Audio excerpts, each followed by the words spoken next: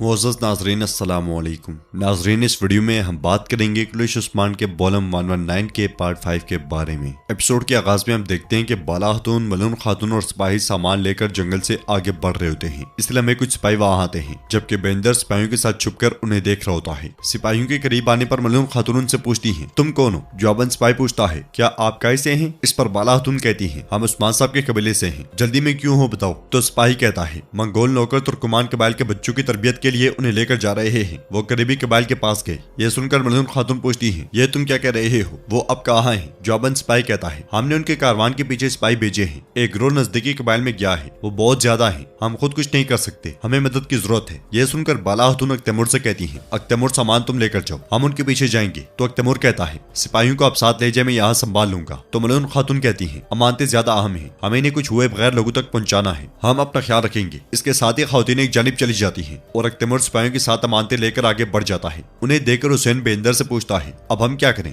वो तकसीम हो गए हैं। तो बेंदर कहता है, क्या तुम इसे नहीं जानते हुसैन? हमारा वाहिद मकसद सोना है, सिर्फ आज ही नहीं, सारी जिंदगी के लिए। हम अख्तैमूर के पीछे जाएंगे। मुझे अख्तैमूर से अपना पुराना हिसाब चुकता करना है। अगर वो सोना देते हुए मर जाए तो कौन मुझ पर इल्जाम लगा सकता है? चलो जल्दी करो। इधर तुर्गुद सिपाहियों के साथ एक मुकाम पर मौजूद होता है और कहता है, कारवान को हमने रोक लिया, लेकिन हमने सिर्फ कारवान ही नहीं रोका, हमने नईमान को भी रोक दिया। तो बुरहान कहता है, उस्मान साहब ने हमें कारवानों को रोकने को कहा और हमने ऐसा किया, हमने अपना फर्ज पूरा किया तुर्गुद पे। इस पर तुर्गुद कहता है, हाँ अल्लाह का शुक्र है। इसलिए हमें आयकुत और सिपाही सुंगर वहां आते हैं और घोड़े से उतरने के बाद सिपाही सुंगर कहता है, तुर्गुद बे हमने अपना काम कर दिया, हमने नगोल के दोनों कैदियों को रिहा कर दिया। इस पर तुर्गुद कहता है, क्या वो इस बात के कायल थे कि नईमान ने इस्लाम कबूल कर लिया? जवाबन आयकुत कहता है, वो अपना नाम भूल जाएंगे, लेकिन वो ये नहीं भूलेंगे कि नईमान ने क्या किया। फिर तुर्गुद पूछता है, क्या वो गुस्से में थे? जवाबन सिपाही सुंगर कहता है, उनका खौफ उनके गुस्से पर गालिब आ गया, लेकिन करारगाह के पास पहुंचने के बाद गुस्से ने खौफ की जगह ले ली। ये सुनकर तुर्गुद खुश होते हुए कहता है, करारगाह में अब बगावत शुरू होगी, उस्मान बे चाल चलने वालों के खिलाफ जीत के। अल्लाह का शुक्र है। इस पर तमाम सिपाही मुस्कुरा देते हैं। नाज़रीन, इसके बाद हम देखते हैं कि नईमान के खेमे में उस्मान साहब के अलावा मंगोल कमांडर्स भी मौजूद होते हैं और नईमान कहता है, कमांडरान, उस्मान कह रहा है कि कुछ लोग ऐसे हैं जो मेरी बात से इत्तेफाक नहीं करते। इस पर एक कमांडर कहता है, हर एक नौकर की सदाकत नईमान के साथ है। फिर दूसरा कहता है, फौज सिर्फ मानने वालों पर मुश्तमिल है, कोई शक नहीं नईमान। ये सुनकर उस्मान साहब कहते हैं, आपके कमांडर अपनी फौज के तमाम नौकरों के बारे में जानते हैं, वो उनके बारे में जानते हैं, उनकी रहनुमाई करते हैं और इनमें से हर एक पर यकीन रखते हैं। हाँ, ये सुनकर नईमान कहता है, क्या तुम्हें इनकी सदाकत का यकीन नहीं? जवाबन उस्मान साहब कहते हैं, बताओ फिर क्या होगा कि गजन खान तुम्हें खत भेजे और हुक्म दे के अपनी फौज को छोड़ दो, तब तुम क्या करोगे कमांडर? ये सुनते साथ ही चारों मंगोल कमांडर घुटनों के बल बैठकर कहते हैं, हम नईमान के वफादार हैं। ये देखकर नईमान बहुत खुश होता है और कहता है, उस्मान तुम देख रहे हो?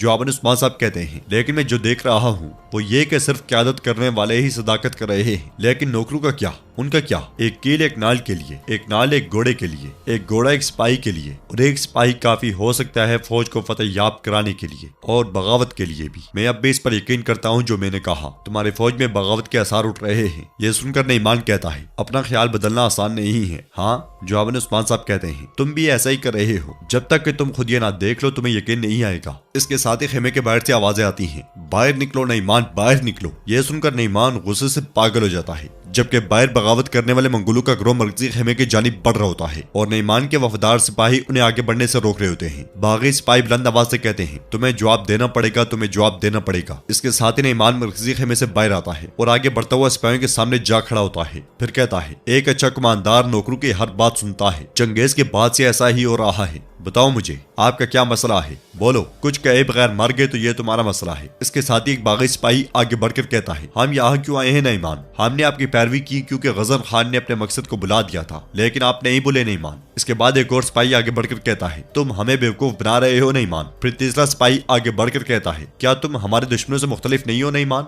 ये सुनकर नईमान पूछता है, तुम क्या कहना चाह रहे हो? साफ साफ कहो। तो एक सिपाही कहता है, सुना है कि तुम मुसलमान हो गए हो, सारी फौज यही कह रही है। यह सुनकर नईमान कहता है, यह सच है कि मैं मुसलमानों के साथ काम कर रहा हूँ और यह भी सच है कि मैंने एक मुसलमान सरदार की खातिरदारी की, लेकिन मैं मुसलमान नहीं हूँ। शमन रस्म शुरू करो। ये कहते साथ ही नईमान आग के सामने बैठ जाता है और शमन का डाला गया खून और दूध पी जाता है। इसके साथ ही शमन ढोल की थाप पर रक्स शुरू कर देता है। शमन के ढोल बजाने के साथ साथ नईमान भी खूब झूमता है और रक्स के बाद बुलंद आवाज से कहता है, गोक टेंगरी। फिर कहता है, वो 3 नौकर जो बोले उन्हें माफ कर दिया जाएगा। वो बुज़दिल जिन्होंने बगावत की कोशिश की और एक लफ्ज भी नहीं कहा, उन्हें एक लड़का के दरमियान लटका दिया जाएगा। यह सुनकर मंगोल कमांडर कहता है, अजीम कमांडर नईमान जो हुक्म। इसके साथ ही नईमान के वफादार सिपाही बागी सिपाहियों को लेकर पीछे हट जाते हैं और नईमान उस्मान साहब से पूछता है, बगावत के बारे में तुम्हें कैसे पता चला? क्या मेरी फौज में तुम्हारे जासूस हैं? जवाब में उस्मान साहब कहते हैं, मैं भी फौज का हिस्सा हूँ। मैं इस बारे में बहुत पहले से जानता था। जब तुम मेरे कबीले में आए और दिवाली से बात की, जब तुमने मेरे बेटे और खान को दवा दी तो यह अफवाह बहुत तेजी के साथ फैली।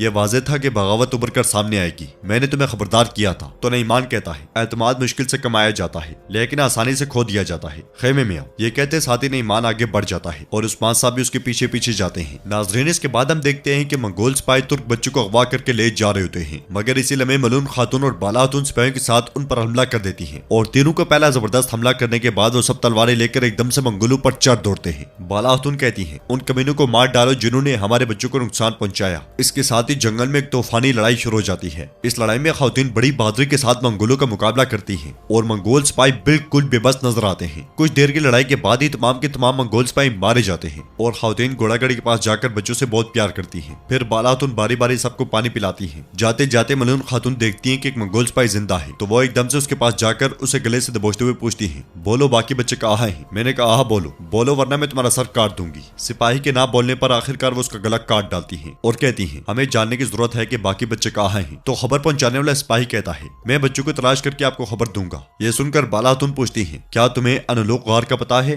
जब बच्चों के बारे में पता चले तो वहीं आना, हम वहां मिलेंगे। यह सुनकर वह सिपाही वहां से दौड़ पड़ता है और मलून खातून कहती हैं, वो चाहते हैं कि हमारे बच्चे हमारे खिलाफ लड़ें। तो आयशा खातून कहती हैं, हम इसकी इजाजत हरगिज नहीं दे सकते। तो मलून खातून कहती हैं, हम हरगिज इजाजत नहीं देंगे। आयशा तैमूर को खबर भेजो, वो तादाद में ज्यादा है, हमें मदद की जरूरत है। यह सुनकर बाला खातून कहती हैं, हम एक और खबर भी भेजेंगे, एक ऐसा बंदा जो हमारी मदद करेगा। उधर एक तैमूर सिपाहियों के साथ सामान लेकर आगे बढ़ रहा होता है। इसी दौरान दूसरी तरफ से भी कुछ सिपाही वहां पहुंचते हैं और सिपाहियों के सरबराह तैमूर से कहता है, हमने कुछ सोना मुख्तस किया है जनाब। इस पर तैमूर उसका शुक्रिया अदा करता है। फिर सिपाही के थ्रू तैमूर से पूछता है, क्या हम ये काम निपटा कर जंग में जाएंगे? जवाब में तैमूर कहता है, जाएंगे इंशाअल्लाह जाएंगे। खातून भी फिक्रमंद है। जब उस्मान साहब नईमान के मंसूबों को कुचल रहे हैं तो वो सोना लेकर जा रही हैं, जबकि उनके साथ मौजूद बेंदर का सिपाही ये बातें बड़े गौर से सुन रहा होता है। और तैमूर मजीद कहता है, अब हम हर जगह नौकरों पर हमलावर होते रहेंगे। इसके साथ ही वो सब आगे बढ़ जाते हैं, जबकि बेंदर का सिपाही सीधा बेंदर के पास आता है। तो बेंदर उससे पूछता है, बताओ क्या हुआ? जवाबन सिपाही कहता है, हम बाकी सोना मुख्तस कर देंगे जनाब। ये सुनकर बेंदर पूछता है, लेकिन खातून क्यों चली गई? बताओ मुझे, उस्मान बे की तरफ से खबर है क्या?